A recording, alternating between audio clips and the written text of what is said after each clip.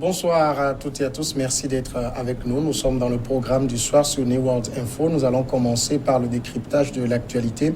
Ce mercredi, nous parlons de l'Iran où un député met la tête de Trump à prix. On évoque le sujet avec Mamadou Diouf, notre éditorialiste. Bonsoir Mamadou Diouf. Bonsoir Samuel. 3 millions de dollars, c'est la somme d'argent qu'a annoncé vouloir verser Ahmad Hamzeh, un député iranien, à toute personne qui tuera le satané Donald Trump, c'est son expression. L'élu qui représente la ville de Karkhnouch dans la province de Kerman, connu d'habitude pour ses pistaches, a annoncé cette mise à prix lors d'un discours mardi au Parlement iranien. Je déclare de la part de tous les habitants de Kerman que nous sommes tous les soldats du Hajj Qasem Soleimani et que nous n'avons pas peur de mourir en martyr, a déclaré le député selon l'agence de presse parlementaire iranienne Ikana. Nous donnerons 3 millions de dollars à quiconque tuera ce satané Donald Trump. Mamadou Diouf, est-ce qu'on est ici dans un simple effet d'annonce ou bien menace sérieuse? Ça peut être les deux. D'un point de vue politique, c'est certainement un effet d'annonce, puisque quand on regarde ce qui se passe actuellement, aussi bien l'Iran que les États-Unis vont plutôt dans le sens de la désescalade. Mais le problème qui se pose, c'est que Qasem Soleimani, qui a été tué, c'est quelqu'un que les Iraniens avaient dans leur cœur. La difficulté, c'est que l'État iranien peut comprendre que la situation est complexe. Il ne faut pas s'aventurer vers une guerre avec les États-Unis, mais un autre justicier peut sortir de la foule, penser que c'est à lui de résoudre le problème, de faire ce que l'État iranien n'a pas fait. Et je crois que la sortie de ce député va un peu dans ce sens, une façon de dire, nous sommes tous des Qasem, nous allons venger Qasem comme la population l'a crié pendant toutes les funérailles qui ont été organisées. C'est ce que la foule criait, mort à l'Amérique, nous allons venger Qasem. Et il le dit, c'est là où il faut peut-être avoir des craintes. Nous n'avons pas peur de mourir en martyr.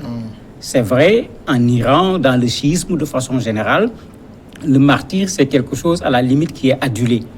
Les gens veulent devenir des martyrs. Donc quand il fait une proposition, il y a un énorme risque dedans que quelqu'un qui veut devenir martyr se dise que je vais m'en charger parce que Trump a tué le général Qasem. Je vais me charger de faire la vengeance de Qasem.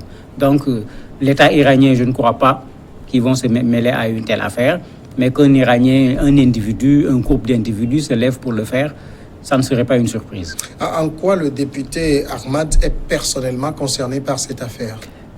Il est dans la même province d'origine de Qasem Soleimani. C'est là-bas où il y avait une foule monstre. C'est là-bas où il y a eu la bousculade qui avait fait 62 morts. Donc c'est pourquoi quand il parle, il dit qu'il ne parle pas seulement en son nom, il dit nous à chaque fois, et quand il dit nous, il parle de toute cette population. À un certain moment même, dans les médias, les gens se sont posé la question, mais d'où il va tirer ces 3 millions de dollars? La réponse a été toute simple. Le Kerman, la province, fait 3 millions de personnes. Si chacun donne $1, on a immédiatement 3 millions de dollars. Mais bon, c'est un député de la zone. S'il se met là pour défendre d'une certaine façon Qasem Soleimani, aux prochaines élections, il risque également de profiter de ce qu'il a fait pour quelqu'un qui était un ressortissant de la province et qui était très aimé au niveau de cette province. Vous l'avez dit tantôt, quand on voit du côté des autorités iraniennes, elles sont plus dans la désescalade. Est-ce qu'elles tolèrent ce genre de discours aujourd'hui? Oui, les autorités vont tolérer parce que la réponse que les autorités ont donnée en bombardant, c'est vrai, la zone de l'ambassade des États-Unis, un bombardement qui n'a pas fait d'effet puisqu'il n'y a pas eu de mort, les États-Unis n'ont pas réagi par la suite.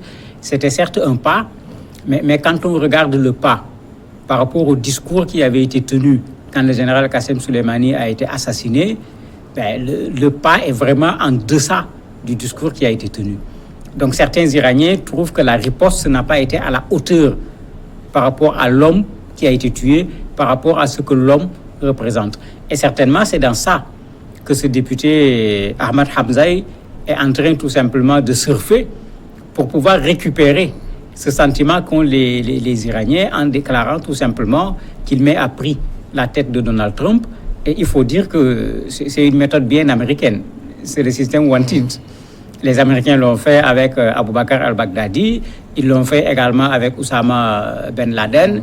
Les Iraniens, l'imam Khomeini en particulier, l'avait fait également avec Salman Rushdie quand il a publié son ouvrage Les versets sataniques. Donc, ce n'est pas une pratique inconnue au niveau de l'Iran, on a déjà vu cela. Ce n'est pas une pratique inconnue également des Américains. Ils ont plein de personnes qu'ils ont mis sous cette forme de vantide avec des sommes. Le député iranien, est-ce qu'il s'adresse ici particulièrement à n'importe quel Iranien pour qu'il venge le général Soleimani ou à n'importe qui se sentirait concerné par la mort du général? Certainement à des Iraniens d'abord, parce qu'une autre personne qui se sentirait concernée par la mort du général, est-ce que ça l'amènerait à aller jusqu'à vouloir s'en prendre au président des États-Unis? Parce que la cible, quand même, elle n'est pas facile à atteindre. Je ne vais pas dire que ce n'est pas possible, mais en tout cas, il faut beaucoup de détermination, il faut beaucoup de stratégie pour pouvoir atteindre le président des États-Unis, puisque tout le monde sait qu'il est entouré par un service de sécurité extraordinaire, quels que soient ses déplacements, quel que soit là où il se trouve. Donc, qui va pouvoir le faire, c'est déjà un problème, même s'il devait s'agir d'un Iranien. Malheureusement, quand on regarde l'expérience avec l'État islamique, avec ce qu'on appelle des actes individuels, où vous avez une personne qui se lève sans aucune relation, parfois même avec l'État islamique en réalité, et qui pose un acte, l'appel peut devenir dangereux dans ce sens, quand ça devient un individu, j'allais dire alpha, qui se met dans sa tête que c'est lui qui va le faire. Comment mettre un policier, un militaire derrière chaque individu qui vont se mettre cela dans la tête? Ça peut être compliqué, mais ça peut être également dangereux. Est-ce que du côté des services de sécurité de Donald Trump, on va considérer que c'est plus des propos, entre guillemets, d'un plaisantin ou sérieux et il faut renforcer la sécurité présidentielle? Ah non, ils vont le prendre au sérieux. Les Américains connaissent très bien les Iraniens. Les Américains connaissent très bien la détermination de ce peuple. Ils connaissent très bien les chiites également, puisqu'ils les ont affrontés indirectement aussi bien au Liban, en Iran, dans la guerre Iran-Irak. Ils connaissent très bien ces gens. Ils les ont affrontés également dans la guerre en Irak, puisque ce groupe qui est entré au niveau de l'Irak, qu'on appelle pro-iranien, c'est eux également qui se battaient contre la présence américaine au niveau de l'Irak. Donc les Américains connaissent très bien ces gens. Même si c'est quelqu'un qui a parlé, comme on connaît les Américains, déjà, avec ce qui s'est passé, ils avaient très certainement dû prendre des mesures quand Trump s'est vanté en disant qu'il a tué Soleimani. À plus forte raison, quand quelqu'un se lève maintenant pour désigner clairement le président américain comme étant une cible et même mettre un prix sur sa tête. On a entendu, après la mort du général Soleimani, le président iranien Hassan Rouhani qui s'entretenait avec des membres de la famille du général et qui leur promettait que le général sera vengé. Juste après, ça a été le temps de la désescalade. Qu'est-ce qui a amené à ce changement d'attitude? En fait, le changement d'attitude s'impose. Une guerre entre l'Iran et les États-Unis, ni les États-Unis, ni l'Iran, personne ne va gagner. Trump a parlé de sa grosse armée, on n'a pas vu ce que sa grosse armée a fait. Ils ont échoué en Somalie, ils ont échoué en Afghanistan, ils ont échoué en Iran, en Irak plutôt.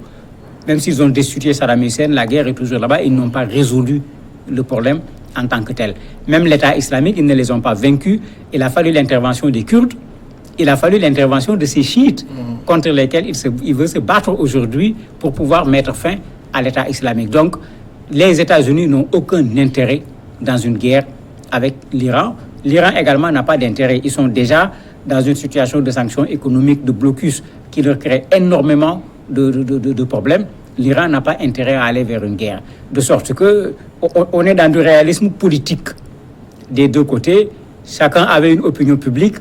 Il fallait parler avec son opinion publique. Le président iranien l'a fait, mais très certainement, s'il a rencontré ses généraux et autres, les gens lui ont dit, bon, que les Américains nous attaquent, oui, on va se défendre, mais qu'on prenne la responsabilité de déclencher une guerre contre les Américains, ça ne va pas dans l'intérêt de l'Iran présentement. Des gens comme Ahmad Hamzeh, est-ce qu'il en existe beaucoup dans l'hémicycle iranien?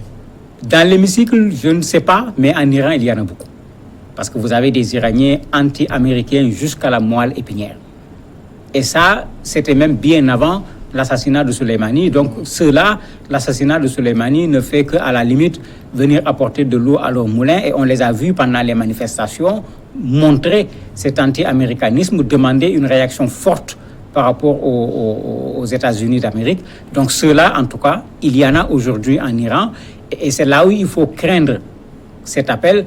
Vous avez des gens qui pourraient se transformer à la limite justiciers pour dire qu'ils vont aller faire le travail que l'État iranien n'a pas été capable de faire. Mamadou Diouf, merci d'avoir répondu à nos questions. C'est moi qui vous remercie. On va observer maintenant la pause et juste après, on va recevoir l'invité de ce jour.